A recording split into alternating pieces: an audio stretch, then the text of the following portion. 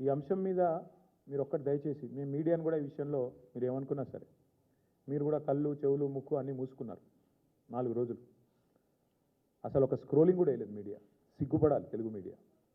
జాతీయ మీడియాలో వచ్చేదాకా తెలుగు మీడియా కనీసం సోయి కూడా లేదు.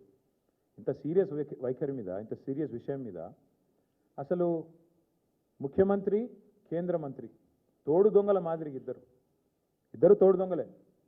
ఒక మైనర్ బాలిక మీద అఘాయిత్యం జరిగితే ఈ రాష్ట్రంలో కంప్లైంట్ తీసుకోవడానికి పోలీసులు నిరాకరించారు. ఎవడండి ఈ రాష్ట్ర హోంమంత్రి? ముఖ్యమంత్రి గారు కాదా? ఆ అమ్మాయిని సతాయించి, తల్లిదండ్రులను సతాయించి 6 గంటలు పోలీస్ స్టేషన్లో కూర్చోబెట్టి వేధించి చివరికి కౌంటర్ కేసు పెట్టించారు.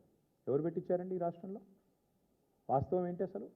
ఆ మైనర్ బాలిక ఆమె మీద జరిగిన అఘాయిత్యానికి సంబంధించి వాళ్ళ తల్లిదండ్రులకు చెప్పి బోర్మని ఏడిస్తే నిందితుని పట్టుకోవాల్సింది పోయి 9 రోజులు రాచమర్యాదలు చేసి కాపాడిన వెధవ ఎవడు? నేను అడుగుతా ఉన్నా ఈరోజు. ఎవరా వెధవ? ఇద్దరిలో తెలియదా ప్రజలకి? సిగ్గుపడాలా ముఖ్యమంత్రి? ఏమంటాడు మీ డీజీపీ? ఆయనకి ఏమైనా ఉందా తలకాయ అసలు? ప్రైమ్ మినిస్టర్ బందోబస్తులో బిజీగా ఉన్నాం అందుకే కేసు పెట్టలేదా? ప్రైమ్ మినిస్టర్ బందోబస్తు వచ్చినప్పుడు మొత్తం నేరస్తులందరికీ హాలిడే ఇస్తారా?